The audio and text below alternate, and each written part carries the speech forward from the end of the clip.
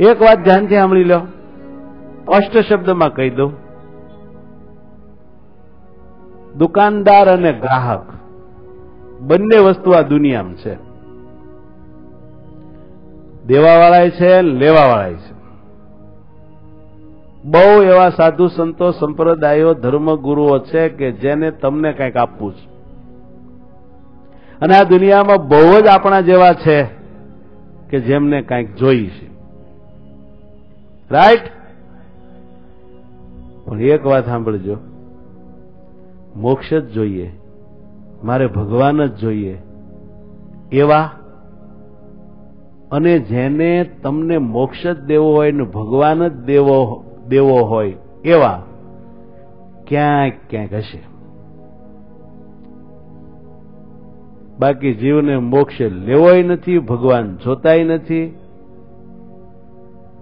અને કોઈની પાસે ભગવાન એવા હશે કે કેમ કઈ છે નહીં.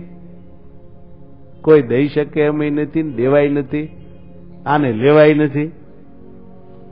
આવું બધું છે. તો છે શું હકીકત? હકીકત એ છે કે જગતના બધા જીવને આ લોકના સુખ જોઈશે. હા, શું જોઈશે? આ લોકના સુખ જોઈશે.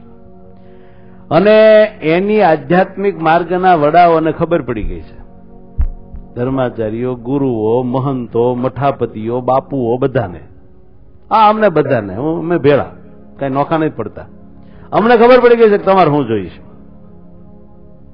અને તમારે જે જોઈએ છે એ તો અમારી પાસે છે. એટલે આપણે મેળ બહુ પડી ગયો. તમારે કોઈને દીકરો જોતો હોય, કોઈને રૂપિયા જોતા હોય, કોઈને કઈ મકાન જોતું હોય, કોઈને છોકરા હારો ભણાઈને તૈયાર થાય એવું બધું જોતું હોય, તો એ તો અમે થોડું ઘણું જપ માળા તપ કરીએ ને આશીર્વાદ દઈએ એટલે થાય, મારું ફટાફટ થાય. એમાં કઈ નવાઈ જેવી વાત નથી. એ તો ત્રણ ગામને તરભેટે ઝૂંપડી કરીને બાવો બેઠો હોય, ઠેકાણું કાંઈ ન હોય, પણ આશીર્વાદ દે દીકરો થાય, બંગલાય થાય, એટલું તપ તો હોય સાધુ સંતો. પણ એ બાવા પાસે જઈને કોઈ મોક્ષ માગે કે મને ભગવત સાક્ષાત્કાર કરાવો, બિચારો બાવો કેમ કાઢી વાત, એની પાસે ન હોય તો સમજાણું. પણ ચિંતા જેવી વાત જ નથી. એવો ગ્રાહક કોઈ આવે એમ જ નથી.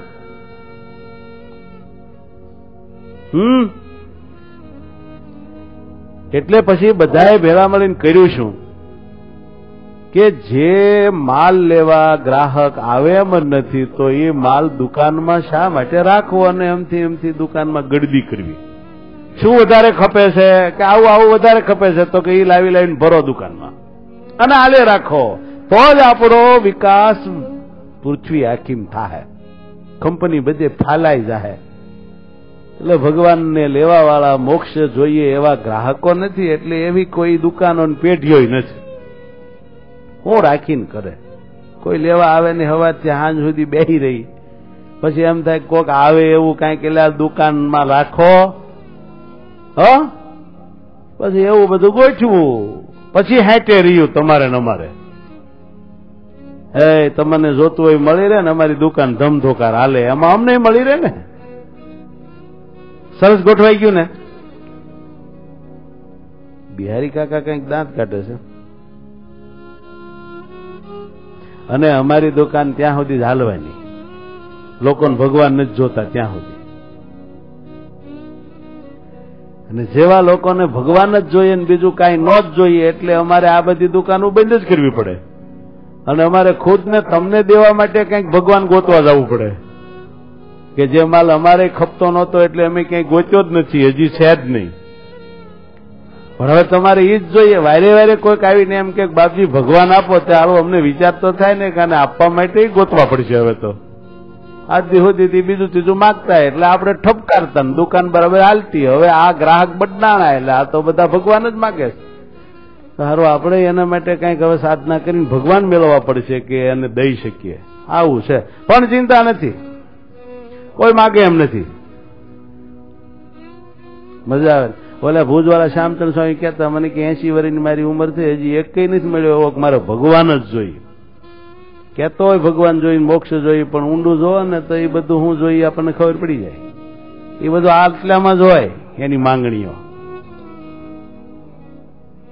કોઈક એવા હોય છે કે જેને ભગવાન જ જોઈએ. ખ્યાલ આવ્યો? ભગવાન જ જોઈએ. અને જે મુમુક્ષુને ભગવાન જ જોઈએ એ મુમુક્ષુ કોઈ દી કોઈ પાખંડમાં ફસાય નહીં, એ છેતરાય જ નહીં.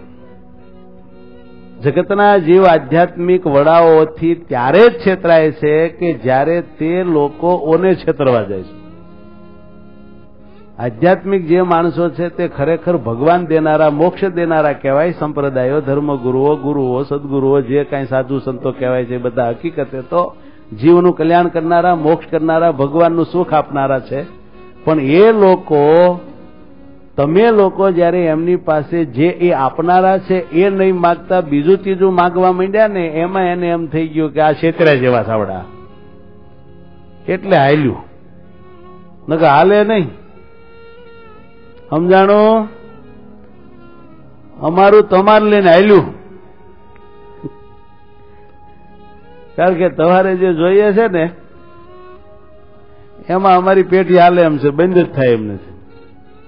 માટે આમ નામ જ રાખજો બધા. જો એક ભગવાન જ જોઈએ એવી વાત ઉપર આવી ગયા ને તો અમારે તો બધા પોટલા ઉસાળા ભરવા પડે એમ છે, પેઢીઓ બધી બંધ થઈ જાય એમ છે.